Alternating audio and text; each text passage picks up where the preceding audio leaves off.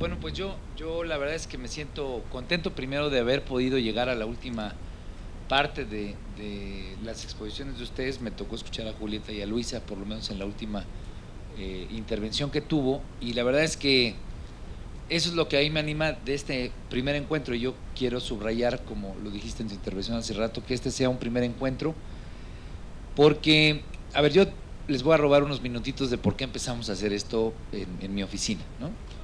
Eh, yo soy del estado de Guerrero, como lo comenté hace rato, y hace pues ocho meses, ya va para casi 8 meses, 9 meses, pasó lo de Ayotzinapa. Yo estaba anotado para ser candidato a gobernador de Guerrero y andaba ahí metido en esa grilla. Y la verdad es que a mí, cuando pasó eso y cuando pasó después lo de la Casa Blanca, se me movieron muchas fibras personales. Digo, se las comparto porque me di cuenta de que estas reacciones, además de todo, de gente en la calle indignada, perdón que use la palabra, pero realmente encabronada con cómo estamos viviendo en este país, pues tiene que llevar a pensar a todos los que tenemos alguna actividad y pues creemos en ella, y además de todo, de eso vivimos, de eso llevamos alimentos a casa y tal, nos da dinero para ir al teatro, entre otras cosas, ¿no?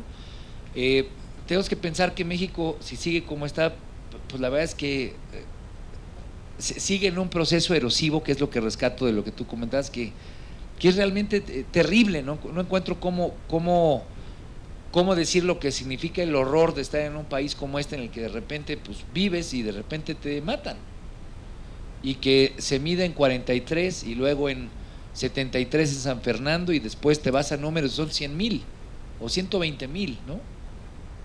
Digo, se los transmito porque como político eso es algo que pues, te indigna, obviamente, como a ustedes les indigna, como gente que está en el teatro, como le indigna a alguien que está en la albañilería, porque no nos gusta ese tipo de país, ¿no? Entonces, pero pues nosotros los políticos somos en gran medida los responsables de que las cosas estén así, ¿no?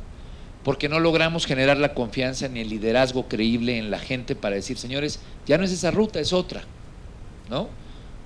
Y que la responsabilidad no solamente se quede en esos políticos, sino que sea, oigan, todos podemos ser parte de una responsabilidad distinta para cambiar la realidad de México, ¿no? Entonces los transmito porque la neta ahorita que los escuchaba, pues es de las cosas que a mí me apasionan de cuando escucho a la gente que está en la cultura. O sea, cuando escucho la intervención de Luisa o la de Julieta decir, es que hay obras que te marcan la vida, pero pues eso es lo padre del arte, ¿no? Hace poco pude platicar con gente que estuvo trabajando con Nelson Mandela, ¿no? Porque yo creo que entre Ayotzinapa y que se descubrió la Casa Blanca de Peña Nieto, como que ocurrió un hoyo de esos que ocurren en la historia de los países, el que la gente se puso en frecuencia y dijo, esto es lo que no me gusta, esto ya no lo quiero, ¿no?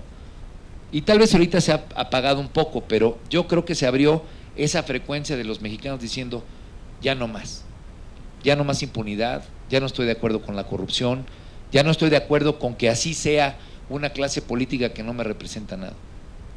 Entonces, hablando con esta gente de Mandela, decía, cabrón, pues le decíamos, oye, ¿qué podemos aprender? Pues Mandela tuvo este momento después del apartheid y como que en este momento México requiere aprender y abrevar de las experiencias de otros países que han logrado generar cambios radicales en su chip mental, ¿no? En la forma en la que están sus relaciones sociales.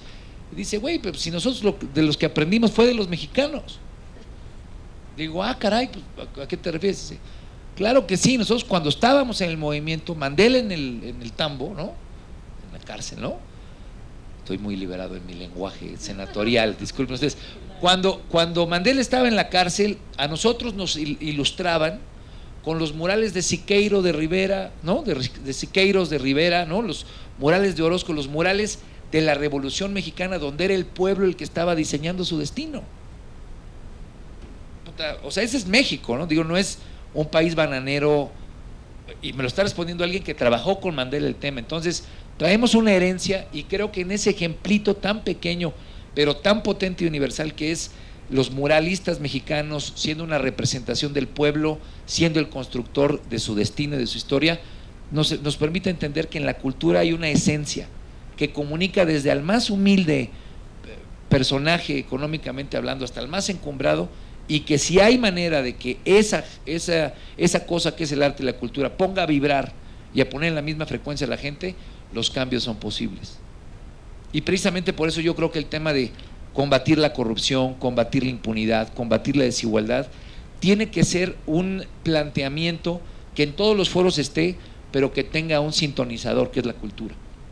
Y por eso tenerlos aquí para mí, además de que me honra muchísimo, pues es algo que yo necesito como alguien que se dedica a esta actividad, ¿no? Como ustedes se dedican a la suya, y que creo que en esos puentes de construcción podemos masificar la conciencia de que México tiene un destino distinto y que no se puede acostumbrar a la violencia y a las muertes, ¿no?